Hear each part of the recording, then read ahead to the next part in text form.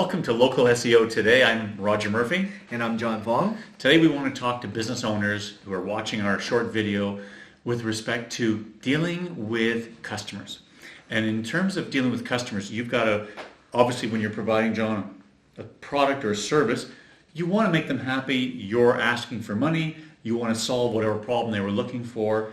Sometimes things happen, right? Yeah, so again, there's going to be some positive experiences people have with some of the services and products you offer, but then there's also the negative experiences. Sure. So we're going to talk about how to resolve upset customers and irate customers in unpleasant situations. Exactly. Right? So if you own a storefront, for instance, and I've seen, and you've probably dealt with a lot of customers throughout your years. Yes. What would you do if someone came to your store, ordered something, either a product or a service, and was very disgruntled and upset? Yeah. Well, I'll tell you just a little anecdotal story. When I was a teenager, I worked at my family's restaurant, and I was in charge of, I was chief cook, I was the chef, etc. And then, I was in charge of everything one evening. The waitress came from the dining room area and said, a customer's unhappy. I'm like 18 years old. I'm like, well, what am I supposed to do? But what you do is you get out and you take ownership. And I got out in front of the client. He had a nice dinner served. All he was upset about, John, was not enough French fries with his plate. So I just said, sir, I can get you more of those. He was so calm and happy, but he was complaining to the waitress beforehand and had caused such a kerfuffle.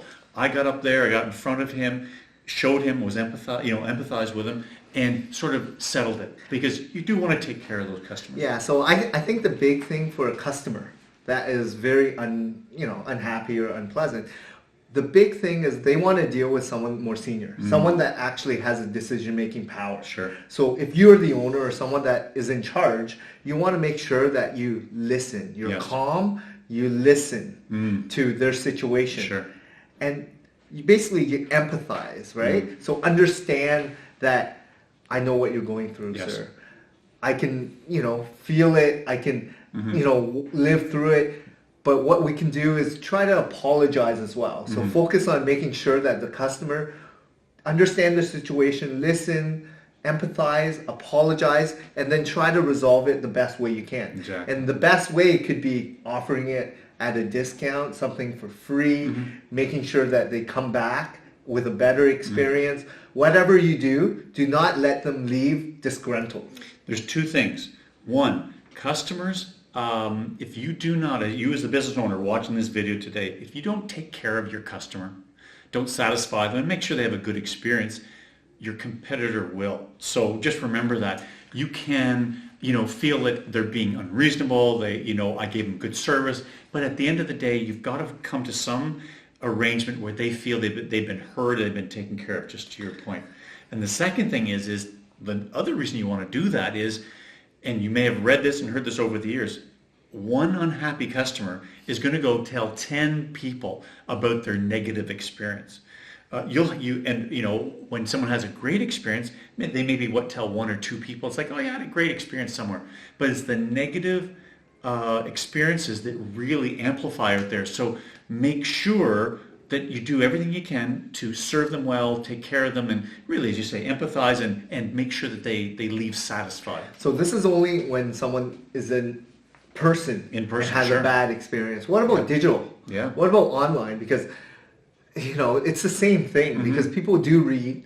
Your reputation is going to get tarnished if there's a negative review on a third-party site, right? So whatever you do, best practice is focus on getting as many positive reviews, because the negative ones will and may tarnish your business, right? So try to make sure that you have best practices incorporated, which is focus on delivering great quality service, outstanding, customer service, whatever it may be, and everyone leaves very satisfied and happy. Yeah, right? We counsel our clients here at Local SEO Search. With the online world, there's Yelp, there's RateMD, there's the Google, the Google My Business page. So many places where people can leave reviews. We counsel them to say respond to every positive and any negative, and always take the high road, right? Exactly. Yeah. Always. Because people read reviews and sometimes people sort by negative reviews because they don't believe that every every company is perfect, right? So it's good to have a good understanding as who your clients are and what makes them trigger them to write a positive or negative review.